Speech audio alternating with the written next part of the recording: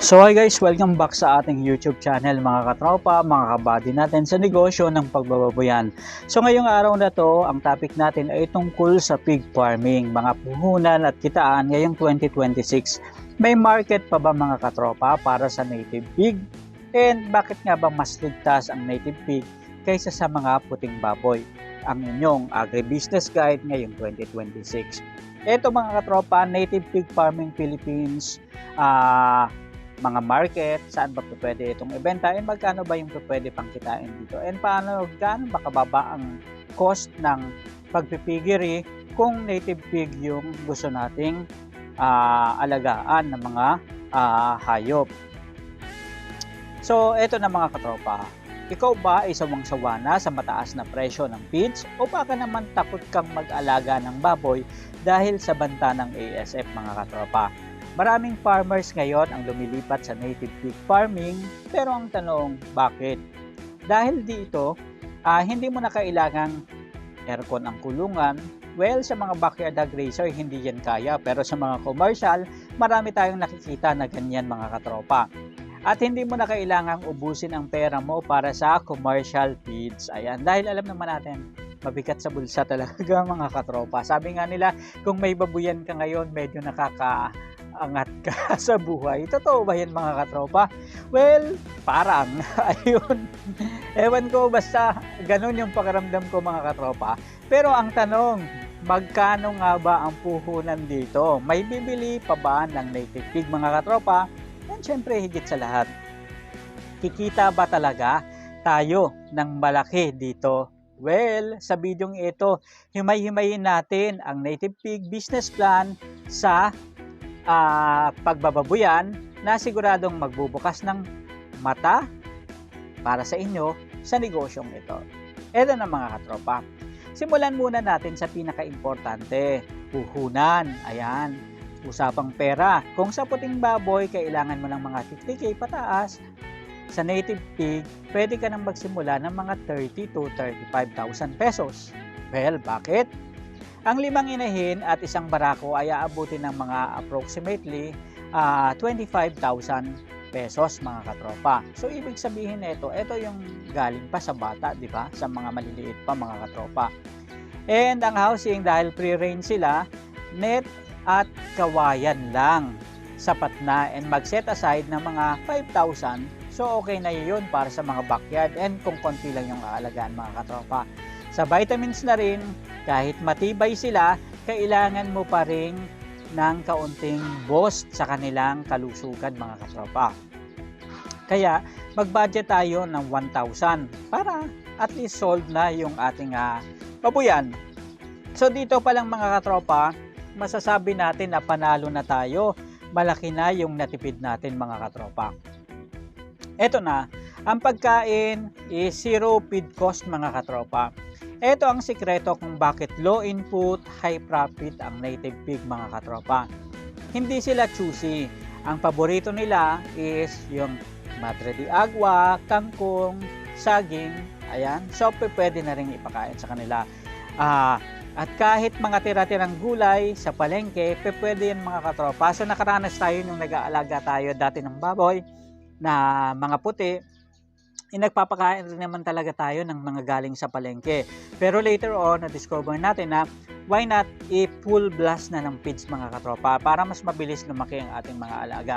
Pero kung native pig ang aalagaan ng mga katropa, mas maganda rin i-mix natin mga katropa. Pero be careful lang mga katropa dun sa nakikuha ng mga gulay-gulay sa palengke.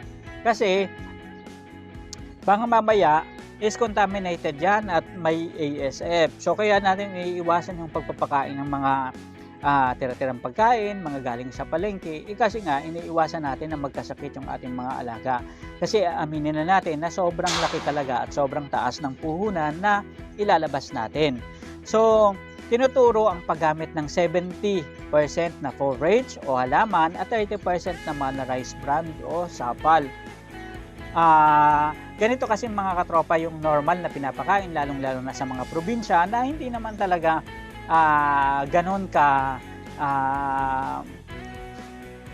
lala yung yung risk sa ASF mga katropa.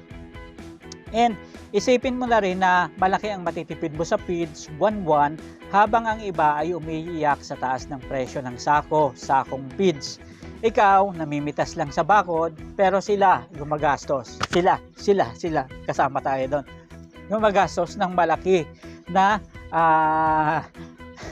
na pera para pambili ng feeds. Ayan mga katropa. So, ito ang pinakamalaking tanong. Saan ba ibibenta ito guys?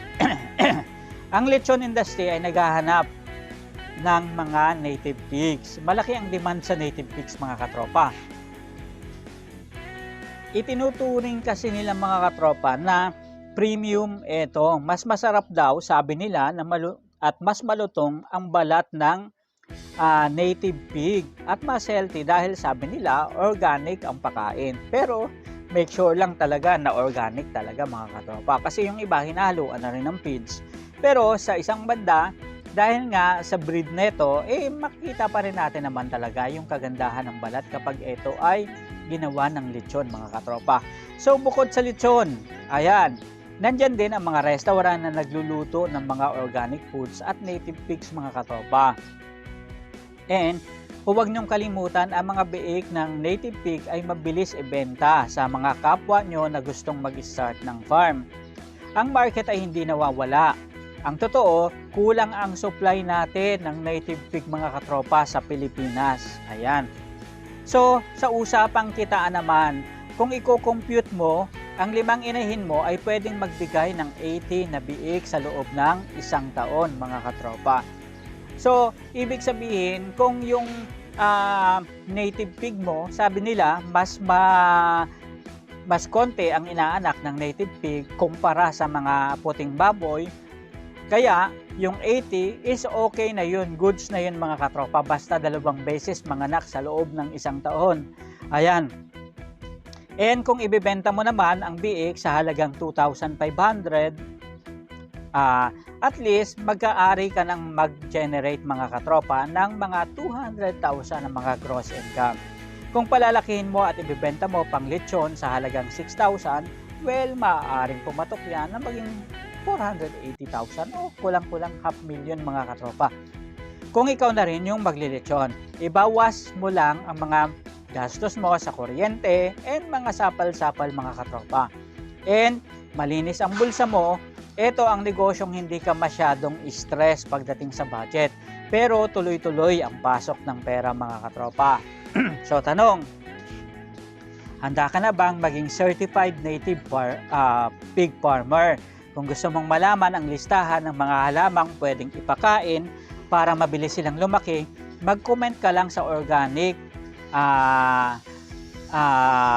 farming sa baba and pagkwentuhan natin yan mga katropa. Huwag kalimutang i-share ang video na to and sa mga kaibigan nyo na gustong mag-umpisa ng farm. And wag nyong kaliligtaan mga katropa, mag-subscribe na kayo sa ating YouTube channel para sa mahaba-haba pa nating kwentuhan sa mga susunod natin na vlog. So maraming salamat po sa panonood ngayong araw na to. Isa na namang kwentuhan tungkol sa negosyo ng pagbabayan. Sama-sama tayong matuto, magnegosyo at umasenso mga katropa. Hanggang sa muli, maraming salamat. Paalam.